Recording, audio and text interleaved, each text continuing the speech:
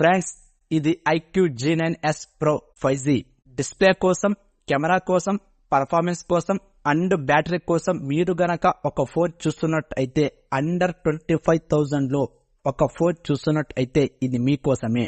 ముఖ్యంగా ఈ ఫోన్ ను స్టూడెంట్ కోసం అయితే తీసుకొచ్చారు.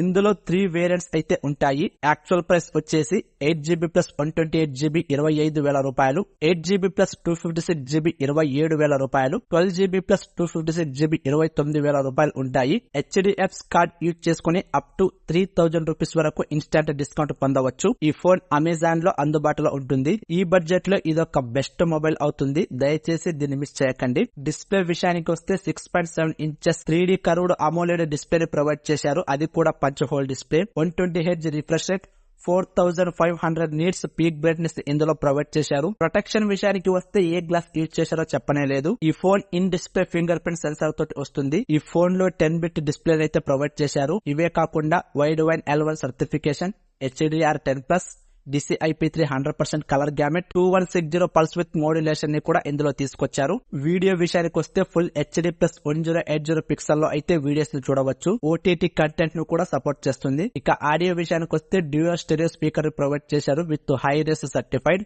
డిజైన్ విషయానికి వస్తే పాలీకార్బోనేట్ కి సంబంధించిన ప్లాస్టిక్ బాడీని ప్రొవైడ్ చేశారు. ఆరెంజ్ కలర్ వచ్చేసి వేగన్ లెదర్ బాడీ తోటి, క్రీమ్ కలర్ వచ్చేసి ప్లాస్టిక్ ప్యానెల్ ని ప్రొవైడ్ చేశారు. ఈ ఫోన్ డిజైన్ వచ్చేసి iQOO 12 డిజైన్ మాదిరిగానే కనిపిస్తుంది. యాజ్ ఇట్ ఈస్ గా దిబ్బేశారు. రేర్ ఔరా ఫ్లాష్ లైట్ ని కూడా తీసుకొచ్చారు. ఈ ఫోన్ లో 3.5mm ఎగ్జాక్ట్ మిస్ అయింది అండ్ SD కార్డ్ ఆప్షన్ ని కూడా తీసుకురాలేదు. జస్ట్ 2 సిమ్ కార్డ్ మాత్రమే యూజ్ చేసుకోవచ్చు. ఓవరాల్ గా ఈ ఫోన్ వచ్చేసి 7.49mm thickness and 185 gram wait అయితే ఉంటుంది. కెమెరా విషయానికి వస్తే rear 50 megapixel main camera, Sony IMX882 sensor, 8 megapixel ultra wide camera, 2 megapixel macro camera అయితే ప్రొవైడ్ చేశారు.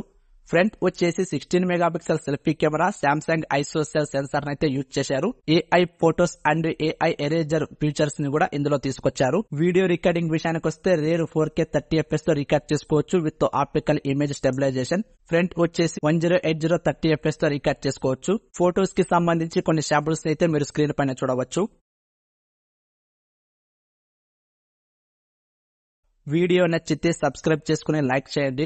మీరు లైక్ చేయటం వలన యూట్యూబ్ ఈ వీడియోను మరికొంతమందికి రికమెండ్ చేస్తుంది. ఇలాంటి మరిన్ని వీడియోస్ చేయడానికి నాకు కూడా మోటివేషన్ గా ఉంటుంది. ప్లీజ్ దయచేసి సబ్స్క్రైబ్ చేసుకుని లైక్ చేయండి. ప్రాసెసర్ విషయానికి వస్తే స్నాప్డ్రాగన్ 7 Gen 3 ప్రాసెసర్ ని ప్రొవైడ్ చేశారు. 4 నానోమీటర్ తో బిల్డ్ అయిన octa core processor, maximum clock speed 2.63 GHz గా ఉంటుంది. ఆండ్రోనో 720 గ్రాఫిక్ కార్డ్ అయితే ఇందులో యూజ్ చేశారు. ఈ phone LPDDR4X RAM technology and UFS storage 2.2 తోటి వస్తుంది. మీరు గనక హై ఎండ్ గేమింగ్ కోసం చూస్తున్నట్టయితే, మీరు గేమర్స్ అయితే ఖచ్చితంగా ఈ ఫోన్ మీకోసం అయితే కాదు. ఎందుకంటే 3D కర్వ్డ్ డిస్ప్లే లో గేమింగ్ ఎక్స్పీరియన్స్ అనేది అంత బాగుండదు. అంతేకాదు ఇక్కడ ప్రొవైడ్ చేశారు UFS స్టోరేజ్ 2.2. మీరు గనక గేమింగ్ కోసం ఒక ఫోన్ చూస్తున్నట్టు అయితే ఉందిగా OnePlus Nord CE4 5G. ఇక్కడ మనకు దొరుకుతుంది UFS storage 3.1 and same processor 7 Gen 3 processor తోటే వస్తుంది. సో గేమింగ్ కోసం మీరు గనక చూస్తున్నట్టు అయితే OnePlus కు వెళ్లిపోవడం బెటర్. ఈ 2 ఫోన్స్ లో కూడా స్పెక్స్ అండ్ ఫీచర్స్,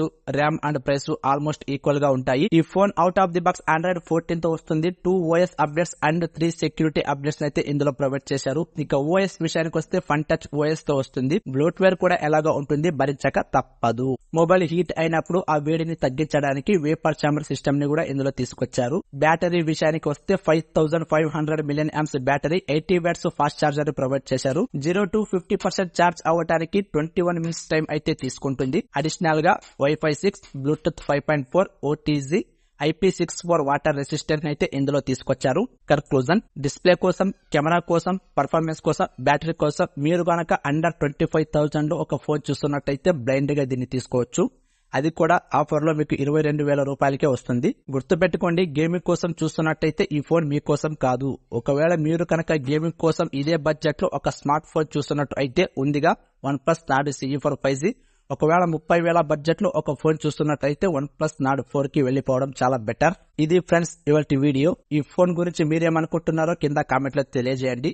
చూసి వెళ్లిపోకుండా మీ ఫ్రెండ్స్ అండ్ ఫ్యామిలీ మెంబర్స్ కు షేర్ చేయండి. నచ్చితే లైక్ చేయండి. తెలుసు కదా, వెళ్లిపోయే ముందు సబ్స్క్రైబ్ చేయడం మర్చిపోకండి. Thank you.